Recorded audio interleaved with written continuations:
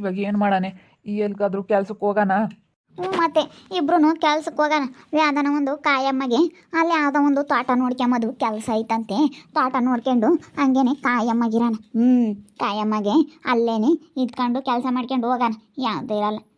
ಸುಮ್ಮನೆ ಅರ್ಧನ ಕೆಲ್ಸಕ್ಕೆ ಹೋಗೋಣ. ಇಲ್ಲಾಂದ್ರೆ ನೀನೊಂದು ಎರಡು ಸೀಮೆ ಹಸ ತಕೊಂಡು ಬದುಕು ಮಾಡ್ಕೊಂಡು ಇರೋಣ ಅಷ್ಟೇ. ಅಲ್ಲಿ ಯಾರೋ ಒಬ್ರು ಹೇಳಿರಪ್ಪ, ಅಲ್ಲಿ ಊರ ಮಗ್ಳಿಗೆ ತೋಟ ಐತೆ ಅದು ನೋಡ್ಕೊಂಡು ಇರ್ರಿ ಅಂತ ಹೇಳೇವ್ರಿ. ಅವ್ರು ಯಾರ ಬೆಂಗಳೂರಾಗ ಇದ್ದಾರಂತೆ, ತೋಟ ಕಟ್ಟೇವ್ರಂತೆ. ಅದಕ್ಕೇನೆ ನೀವು ನೋಡ್ಕೊಂಡು ಅಲ್ಲಿ ಇರ್ರಿ, ತಿಂಗಳಿಗೆ 10,000 ಸಂಬಳ ಕೊಡ್ತೀವಿ ಅಂತ ಹೇಳೇವ್ರಿ. ಅದಕ್ಕೇನೆ ನಾವು ಆ ತೋಟ ನೋಡ್ಕೊಂಡಂಗೂ ಆಗುತ್ತೆ, ಹೆಂಗೆ ನಾವು ಹಸುಗಳ್ನೆಲ್ಲ ಮೇಯ್ಸ್ಕೊಂಡಂಗೂ ಆಗುತ್ತೆ. ಹೆಂಗತ್ತ ಇಬ್ರು ಕೆಲಸ ಮಾಡ್ಕೊಂಡು ಅವ್ರ ಹೊಲ್ದಾಗೆಲ್ಲನ ಬದುಕೇನ ಇದ್ರೆ ಎಲ್ಲ ಮಾಡ್ಬೇಕಂತೆ ನಾವೇನೆ. ಅದಕ್ಕೆ ಏನೇ ಜನ ಮಾಡೋದಾದ್ರೆ ನಾವು ಮಾಡ್ಬೇಕಂತೆ. ಇಲ್ಲಾಂದರೆ ನೀರು ಹೋಗ್ತಿದ್ದಾವೋ ಇಲ್ವೋ ಗೊಬ್ಬರ ಅದು ಇದು ಹಾಕೋದು ಹುಲ್ಲೆಲ್ಲ ಕೆತ್ತೋದು ಅದೆಲ್ಲನ ನಾವು ದಿನ ಮಾಡ್ತಾ ಇರ್ಬೇಕಂತೆ. ಅದಕ್ಕೆ ನಾನು ಯಾರನ್ನ ಕೇಳ್ದೆ ಹಂಗೆ ಅಂದರು. ಅದಕ್ಕೆ ಸುಮ್ಮನೆ ಅಲ್ಲಿಗೆ ಹೋಗೋಣ ನಡಿ. ಏನು ಮಾಡೋಕ್ಕಾಗುತ್ತೆ, ನಮ್ಮ ಕೈ ಜಾರೆ ಹೋಗಿರೋದ ಓತು ಅಂತ ಹೇಳಿ ಸುಮ್ಮನೆ ಬಿಟ್ಟು ಹಾಕ್ಬಿಡ್ಬೇಕು. ಕೈ ಜಾರಿ ಹೋಗಿರೋದು ಓತು ಅಷ್ಟೇ. ಹಿಂಗೆ ತಲೆ ಕೆಡಿಸ್ಕೋಬಾರ್ದು. ಅದ್ರ ಬಗ್ಗೆ ಚಿಂತೆ ಮಾಡ್ತಾ ಕೂತ್ಕೊಂಡ್ರೆ ಏನೂ ಆಗಲ್ಲ. ಮುಂದೆ ಆಗೋದು ನೋಡ್ಕೋಬೇಕೇ ಹೊರತು ಆಗೋಗಿರೋದ್ರ ಬಗ್ಗೆ ಚಿಂತೆ ಮಾಡೋಕ್ಕೆ ಹೋಗ್ಬಾರ್ದು.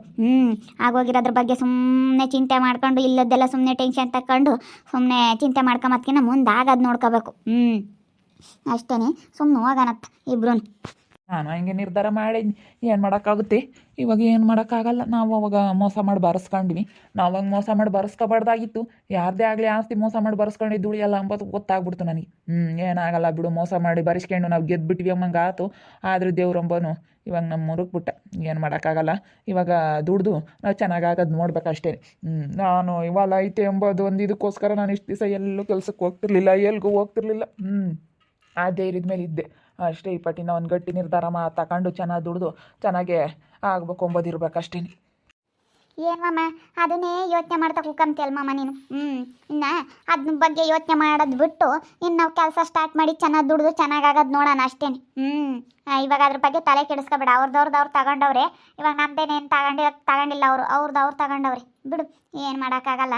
ಇವಾಗ ಕೈ ಜಾರು ಹೋಗಿರೋದ್ರ ಬಗ್ಗೆ ತಲೆ ಕೆಡಿಸ್ಕೊಬೇಡ ಕಣ್ಮಮ್ಮ.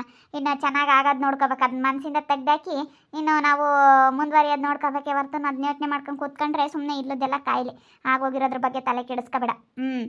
ನೀನು ಇಷ್ಟಪ್ಪ ದೇಹ ಇಕ್ಕೊಂಡು ನೀನು ಏನು ಮಾಮ ಮನ್ಸು ಮಾಡಿದ್ರೆ ಏನು ಬೇಕಾದ್ರೂ ಸಾಧಿಸ್ಬೋದು. ಅದೇ ಕಣಮ್ಮ, ಎಲ್ಲರೂ ಅದನ್ನೇ ಹೇಳೋದು. ನೀನಿರೋ ಆಳಿಗೆ ಏನು ಬೇಕಾದ್ರೂ ಸಾಧಿಸ್ಬೋದು ಕಣಲ್ಲ. ಮನ್ಸು ಮಾಡಿ ನೀನು ಚೆನ್ನಾಗಿ ತಲೆ ಉಪಯೋಗಿಸಿ ನೀನು ಏನಾನ ಕೆಲಸ ಮಾಡಿದರೆ ಆರಾಮ ನೀನು ದುಡ್ಕೋಬೋದು ಅಂತ ಹೇಳ್ತಾ ಇದ್ದೆ. ಅದಕ್ಕೆ ನಾನತ್ತ ಸುಮ್ಮನೆ ಯಾರಿಗ ಕೆಲ್ಸಕ್ಕೆ ಹೋಗಿ ಚೆನ್ನಾಗಿ ದುಡ್ದು ಇಪ್ಪಟ್ಟು ದುಡ್ಕೊಂಡು ಮಾಡ್ಕೊಂಬನ ಅಂತೇಳಿ ಏನು ಮಾಡೋಣಮ್ಮ. ಹಿಂಗಾಗೈತಲ್ಲ. ನಾನು ಅವಳು ಇಬ್ಬರೂ ಕೆಲ್ಸಕ್ಕೆ ಹೋಗ್ತೀವಿ ಇನ್ಮೇಲಿಂದಾನೆ. ಏನು ಮಾಡೋಕ್ಕಾಗಲ್ಲ ಕಣಮ್ಮ. ಓತು ನಡಿ ಹೋಗೋಣ. ತೋಟನ ಅವರು ಹೇಳಿದ್ರು. ಹೇಳಿ ಅಣ್ಣ ಯಾರಿಗೂ ಹೇಳ್ಬೇಡ್ರಿ, ನನಗೆ ಫೋನ್ ನಂಬರ್ ಕೊಟ್ಟಿತ್ತು ಹೇಳವ ಅಣ್ಣ. ಹಿಂಗೈತೆ ಕಣಮ್ಮ ಅಂತೇಳಿ ಯಾರಿಗೂ ಹೇಳಿ ಮಸ್ತಾಗಿ ಹೋಗ್ತಾರೆ. ನಮ್ಮೂರಾಗ ಬೇಕಾದ್ರೆ ಹೇಳಿರಿ. ಅದಕ್ಕೇನೆ ನಾವೇನೇ ಇವಾಗ ಗೊತ್ತಾಗೈತಲ್ಲ ನಮಗೇನೆ ನಾವೇನೇ ಹೋಗೋಣ. 10,000 ಸಂಬಳ ಅದು ಇದು ಬೆಂಗಳೂರಾಗಿರೋರು ನೋಡ್ಕೊಂಡು ಅವ್ರಿಗೆ ನೀಯತ್ತಾಗ ನಾವು ಕೆಲಸ ಮಾಡಿರಿ. ಅವರು ಒಳ್ಳೆ ಕೆಲಸದಾಗ ಇದ್ದಾರಂತೆ. ಅದು 10 ಎಕರೆ 12 ಎಕರೆ ಜಮೀನು ಐತಂತೆ. ಅದ್ರಾಗೆಲ್ಲ ತೋಟ ಮಾಡಿ ಬೋರೆಲ್ಲ ಹಾಕ್ಸಿ ಎಲ್ಲನ ತಂತಿ ಬೇಲಿ ಮಾಡ್ಯಾರಂತೆ. ಅಲ್ಲೇ ಒಂದು ಮನೆನೂ ಕಟ್ಟ್ಯಾರಂತೆ. ಅಲ್ಲೇ ಇರೋದಾದ್ರೆ ಅಲ್ಲೇನೂ ಇರ್ಬೋದಂತೆ. ಎಲ್ಲ ನೋಡ್ಕೊಂತಾರಂತೆ, ಎಲ್ಲ ಸೌಕರ್ಯ ಮಾಡ್ತಾರೆ. ಅದಕ್ಕೇ ನಮ್ಮ ಪಾಡಿಗೆ ನಾವು ಕೆಲಸ ಮಾಡ್ಕೊಂಡಿರ ನಡಿ. ಹೋಗೋಣ. ಅತ್ತೆ ಈ ಮನೇನೂ ಅವ್ರಿಗೆ ಸೇರಿದ್ದಾದರೆ ಸುಮ್ಮನೆ ಮನೇನೂ ಬಿಟ್ಬಿಡ್ರಿ. ಎಲ್ಲ ಕೈ ಬಿಟ್ಬಿಟ್ಟು ನಮ್ಮ ಪಾಡಿಗೆ ನಾವು ಹೋಗಿ ಎಲ್ಲನ ಅಲ್ಲೇ ಮನೆ ಕೊಡ್ತಾರೆ ಅಂದ್ರಲ್ಲ, ಅಲ್ಲೇ ತೋಟ ಕಾಯ್ಕೊಂಡು ಆ ಮನೆಯಾಗೆ ಇದ್ದುಬಿಟ್ರೆ ಸುಮ್ಮನೆ ಅತ್ತೆ ನೆಮ್ಮದಿಯಾಗಿರ್ಬೋದು. ತಿರ್ಗಿ ಮನೆ ತಗೊಂಡವ್ರಿ ಅಂತ ಅವ್ರು ನೊಂದ್ಕೊಂಬೋದು.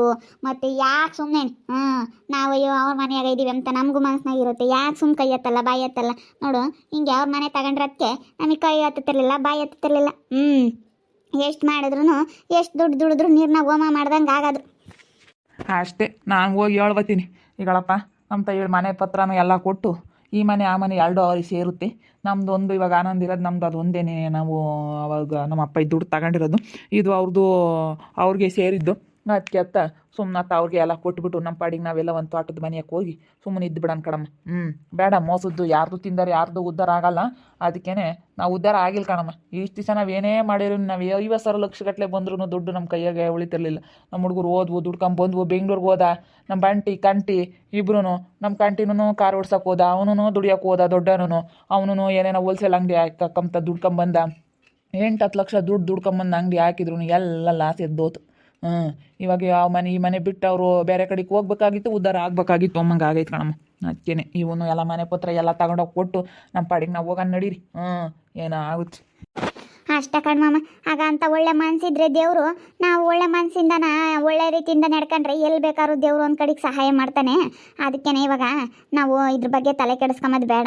ಈ ಮನೆ ಪತ್ರದ್ದು ಎಲ್ಲ ನಾವು ಅವ್ರಿಗೆ ಕೊಟ್ಬಿಟ್ಟು ಇದು ಮನೆ ಎಲ್ಲ ನಿಮಗೆ ಸೇರಿದ್ದು ಅಂತ ಹೇಳಿ ಕೊಟ್ಟು, ನೀವು ಹೇಳಿದ್ರಲ್ಲತ್ತೆ ಅಲ್ಲಿ ಕೆಲ್ಸಕ್ಕೆ ಹೋಗೋಣ, ಅವ್ರದ್ದೆಲ್ಲ ಕೊಟ್ಟು ಬರ್ಮಮ್ಮ. ನಾನು ಕೆಲ್ಸಕ್ಕೆ ಹೋಗ್ತೀನಿ, ಕಂಟೆವ್ರಿಗೂ ನನ್ನ ಜೊತೆಗೆ ಕೆಲ್ಸಕ್ಕೆ ಕರ್ಕೊಂಡು ಹೋಗ್ತೀನಿ.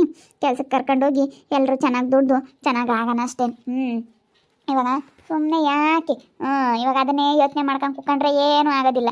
ಏನಾಗಬೇಕು ಅದು ಆಗ್ತಾ ಇರುತ್ತೆ, ಸುಮ್ಮನೆ ಹೋಗ್ತಾ ಇರ್ಬೇಕು ಅಷ್ಟೇ. ಮುಂದಕ್ಕೆ ಹೋಗ್ತಾ ಇದ್ರೇ ಜೀವನ. ಇವಾಗ ಅವ್ರದ್ದು ನಮ್ಮದು 10 ಎಕರೆ ಹೊಲ ಹೋಯ್ತು, 10 ಎಕರೆ ಹೊಲ ಹೋಯ್ತು ಅಂತ ನಾವು ಯೋಚನೆ ಮಾಡ್ಕೊಂಡು ಕೂತ್ಕೊಂಡ್ರೆ ಆಗಲ್ಲ. ಕಾಲು ಎಳೆಯೋರು ಕಾಲು ಕೆಳಗಿರ್ತಾರೆ, ಒಳ್ಳೇದು ಮಾಡೋರು ದೇವ್ರಮ್ಮನ ಒಳ್ಳೇದು ಮಾಡ್ತಾನೆ ಅಷ್ಟೇ. ಏನು ಮಾಡೋಕ್ಕಲ್ಲ. ಇವಾಗ ಹೆಂಗನ ಮತ್ತೆ ಒಂದು ತೋಟ ಕೊಡ್ತಾರೆ ಅಂತ ಹೇಳೈತೆ ಕಾಯೋಕ್ಕೆ, ನೋಡ್ಕೊಂಡಿರ ನಡಿ ಹೋಗಿ. ಅಷ್ಟೇ ಕಣಮ್ಮ. ನಾನು ಇನ್ನೂವರೆಗೂ ಹೋಗಿ ₹1 ದುಡ್ದಿಲ್ಲ ಆಸಿಕೆ, ಏನಿಲ್ಲ. ಹೊಲದ್ದೊಂದಿಟ್ಟು ಪವರ್ ಇತ್ತು ನಂದು. ಹೊಲ ಐತೆ 10 ಎಕರೆ ಜಮೀನು ಐತೆ ಬಿಡು. 1 ಎಕರೆ ಮಾರಿದ್ರೂ ನಾನು ಹೆಂಗೋ ಧೈರ್ಯವಾಗಿ ಇರ್ತೀನಿ ಅಂತ ಹೇಳಿ ನಾನು ಧೈರ್ಯ ಮಾಡ್ತಿದ್ದೆ. ಆದರೆ ಹಿಂಗಾಗುತ್ತೆ ಇದು ಅಂತ ಗೊತ್ತಿರಲಿಲ್ಲ. ಏನು ಮಾಡ. ಅಷ್ಟೇ, ನೀ ಎತ್ತಾಗಿ ದುಡ್ದು ಎಲ್ಲನ ಸಿಕ್ಕಿದ್ರೆ ನಾವು ತಗೊಂಬಕ್ಕಾಗುತ್ತೆ. ಮನ್ಸು ಮಾಡಿ ದುಡ್ದು ಚೆನ್ನಾಗೆ ಇದ್ರತ್ತ ದೇವರು ಒಳ್ಳೇದು ಮಾಡ್ಬೇಕಮ್ಮ. ಇವತ್ತು ನಾವು ಮಾಡಿದ್ದು ನಾವೇ ಅನುಭವಿಸ್ತಾ ಇದ್ದೀವಿ. ಮಾಡಿದ್ದು ನಮ್ಮ ಮಾರಾಯಮ್ಮಂಗೆ ಇವತ್ತು ನಾನು ಮೋಸ ಮಾಡಿದೆ, ಅದರಿಂದ ನನಗೇನು ಉದ್ಧಾರ ಆಗಲಿಲ್ಲ. ನನ್ನ ಕೈಯಾಗ 50,000 ದುಡ್ಡಿದ್ರು ₹1 ನಿಲ್ದಂಗೆ ಹೋಗುತ್ತಲ್ಲ, ಇದಕ್ಕೆ ಅನಿಸುತ್ತೆ. ಏನು ಮಾಡೋದಪ್ಪ. ಇಲ್ಲ ಮಮ್ಮ, ನಾನೊಂದು ಹೇಳ್ತೀನಿ ಕೇಳ್ತೀಯಾ? ಇದೇನಪ್ಪ ಇದು ನನ್ನ ಸೊಸೆನೇ ನನಗೆ ಬುದ್ಧಿವಾದ ಹೇಳಿದ್ಲು ಅಂತ ಹೇಳಿ ನೀನು ತಪ್ಪಾಗಿ ತಿಳ್ಕೊಂಡ್ರು ಪರವಾಗಿಲ್ಲ, ನಾನು ಬೈಕೊಂಡ್ರು ಪರವಾಗಿಲ್ಲ, ನನಗೆ ಬುದ್ಧಿವಾದ ಹೇಳಂಗಾದ್ಲು ನನ್ನ ಸೊಸೆ ಅಂದ್ಕೊಂಡ್ರು ಪರವಾಗಿಲ್ಲ. ಆದರೆ ಒಬ್ರು ತಿಂದವ್ರು ಮಾತ್ರ ಯಾವತ್ತೂ ಉದ್ಧಾರ ಆಗಲ್ಲ ಕಣ್ಮಮ್ಮ. ಒಬ್ರಿಗೆ ಮೋಸ ಮಾಡಿ, ಒಬ್ರು ನೊಂದಿ ಆಡಿ, ಒಬ್ರಿಗೆ ಮೋಸ ಮಾಡಿ, ಒಬ್ರಿಗೆ ಕೇಡು ಬಯಸ್ದವ್ರು ಮಾತ್ರ ಯಾವತ್ತೂ ಜೀವನದಲ್ಲಿ ಉದ್ಧಾರ ಆಗಲ್ಲ. ದೇವ್ರಮ್ಮನ ಎಲ್ಲಿ ಕೊಡ್ಬೇಕಾ ಅಲ್ಲಿ ಕೊಡ್ತಾನೆ, ಯಾರ ರೂಪದಾಗಾದ್ರೂ ಮುರಿತಾನೆ. ನೀವು ಮೋಸ ಮಾಡಿದ್ರಿ, ನಿನ್ನ ಮಕ್ಕಳು ನಿನಗೆ ಕೇಳ್ದಂಗೆ ಆದರು. ನಿನ್ನ ಮಗ ಸಣ್ಣ ಮಗ ಅವನು ಆಡಿದ್ದೇ ಆಟ ಆಡ್ದ, ದೊಡ್ಡ ಮಗ ಅವನು ಕುಡ್ಕೊಂಡು ತಿನ್ಕೊಂಡು ಅವ್ನು ಮೇರ್ಕೊಂಡು ಅವನು ಇದು ಮಾಡ್ಕೊಂಡು ಕೊನೆಗೆ ಹಿಂಗಾಯಿತು. ಎಲ್ಲನ ಯಾವ ರೂಪದಲ್ಲಾದ್ರೂ ಮಾಮ ಹಿಂಗಾಗುತ್ತೆ ಬರ್ತನು. ಅಂಗಡಿ ಇಟ್ರಿ, ಹೋಲ್ಸೇಲ್ ಅಂಗಡಿ, ಅವ್ರಿಗೆ ವಿರುದ್ಧವಾಗಿ ಅಂಗಡಿ ಮಾಡಬೇಕು ಅಂತ ಹೋಲ್ಸೇಲ್ ಅಂಗಡಿ ಇಟ್ರಿ, ಅದು ಹಾಳಾಗೋಯ್ತು. 8 ಲಕ್ಷ ದುಡ್ಡು ಹೋಯ್ತು. ಎಲ್ಲ ಹಿಂಗೆ ಹೋಯ್ತು, ಎಲ್ಲ ನೀರನ್ನ ಹೋಮ ಮಾಡ್ದಂಗೆ ಹೋಯ್ತು. ಒಬ್ರಿಗೆ ಮೋಸ ಮಾಡಿ, ಒಬ್ರಿಗೆ ಅನ್ಯಾಯ ಮಾಡಿ ಯಾವತ್ತೂ ಉದ್ಧಾರ ಆಗಕ್ಕೆ ಸಾಧ್ಯ ಇಲ್ಲ. ದೇವ್ರಂಬನು ಎಲ್ಲಿ ಮುರಿಕ್ಬೇಕು ಅಲ್ಲಿ ಮುರಿಕ್ತಾನೆ. ಒಟ್ಟಿನಲ್ಲಿ ಸಮಾಧಾನದಾಗ ಕಾಯ್ಬೇಕಷ್ಟೇ. ನೀವು ಮಾಡಿರೋ ಮೋಸ ಇವತ್ತು ನಿಮಗೆ ತಟ್ಟೈತೆ ಅಷ್ಟೆ.